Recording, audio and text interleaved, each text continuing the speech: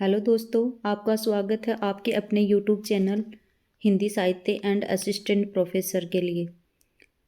आज हम आदिकालीन साहित्य रचनाएं और उनके रचनाकार करेंगे। परीक्षाओं को मद्देनज़र रखते हुए आजकल जो एग्जाम का ट्रेंड इसी प्रकार से हैं। एक साइड में काव्य ग्रंथ दे देंगे या रचनाएं दे देंगे, एक साइड में उनके रचयिता दे देते हैं, या फिर काव्य के प्रकार कौन से हैं उस प्रकार से दे देते हैं। तो चलिए आज हम करते हैं आदिकालीन साहित्य की रचनाएं और उनके रचनाकार। फिर इसी में हम करेंगे आदिकालीन अपभ्रंश की रचनाएं और उनके प्रकार। चलिए देखते हैं। आदिकालीन ग्रंथ हैं ये सब आदिकालीन ग्रंथ हैं।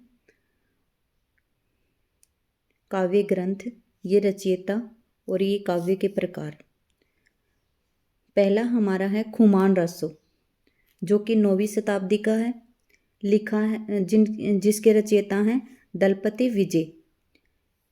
ये काव्य प्रकार है इसका, रासो काव्य है ये।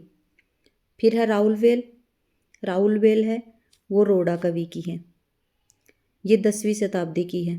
फिर है विजयपाल रासो, ये 11वीं शताब्दी की है। ये नल्ला सिंह की है और ये एक रासो काव्य है।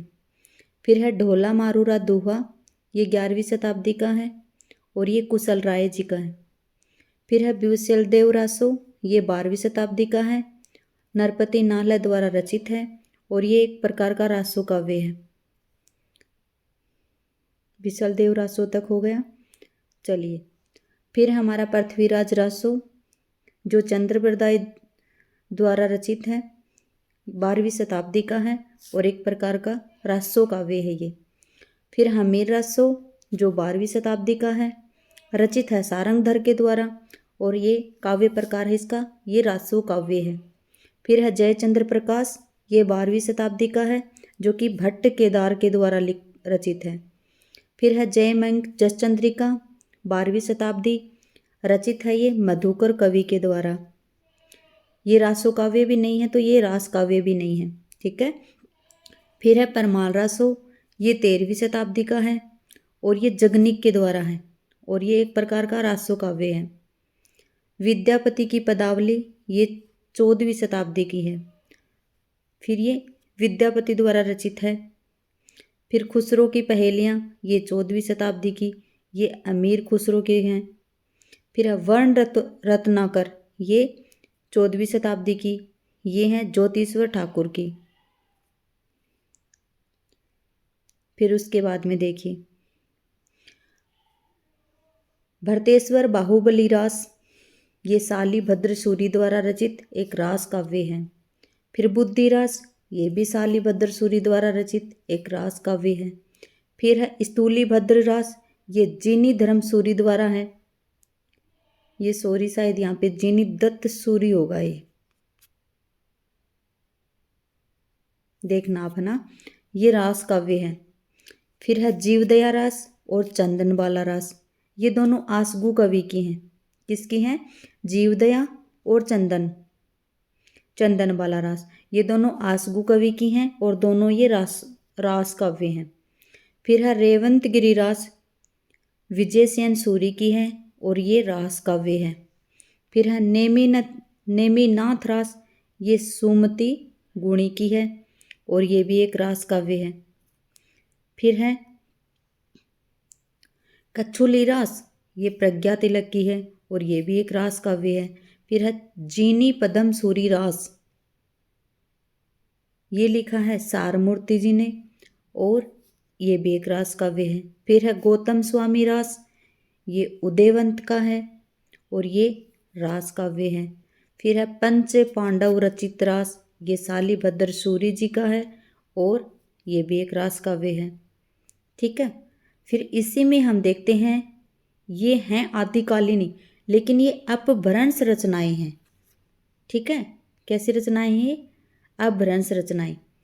तो ये देखिए रचनाएं, रचनाकार और शताब्दी में दिए हुए हैं ये वर्ष। फिर ये रचना है परमात्म प्रकाश, ये है जो इंदु की। फिर है योगसार, ये भी जो इंदु की। परमात्मा प्रकाश, योगसार, ये दोनों हैं जोइंदू की, और शताब्दी है इनकी दोनों की छठी। ठीक है। फिर पयुम चरयू, ये स्वयंभू की है। फिर रिठणे में चरयू चरयू ऊ, ये स्वयंभू की। फिर है नाग कुमार चरयू, ये भी स्वयंभू की है। ये नाम भी पता नहीं कैसे अटपटे हैं, मजाक सी बन जाती है इनकी, है ना। ये तीनों स्वयंभू की हैं। ये तीनों 8वीं शताब्दी की हैं, क्योंकि स्वयंभू जो कवि है हमने पढ़ा था आदिकालीन कवियों में कि ये 8वीं शताब्दी के ही हैं। फिर महापुराण, ये पुष्यदंत की है, ये 10वीं शताब्दी की है। फिर भविष्यत कहा, ये धनपाल की है, और ये भी 10वीं शताब्दी की हैं। ठीक है। भविष्यत कहा ये धनपाल जी की हैं, और ये 10वीं शताब्दी की है। फिर है पाहुड़ दोहा, ये राम सिंह जी की है, और ये 11वीं शताब्दी की है। फिर ये उपदेश रसायन रास, ये जीनी दत्त सूरी, 12वीं शताब्दी। ठीक है। फिर है संदेश रासक, ये अब्दुल रहमान की है, और अब्दुल रहमान खुद भी 12वीं शताब्दी के हैं। प्राकृत पेंगलम, विद्याधर सारंगधर की है। शब्दानुशासन, ये हेमचंद्र की है, संवत 1150 है। फिर कुमाल पाल प्रतिबोध, सोमप्रभ सूरी की है, ये संवत 1241 है। ठीक है। चलिए,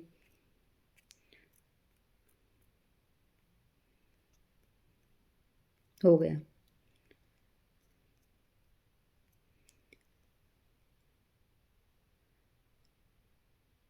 चलिए, ओके, धन्यवाद।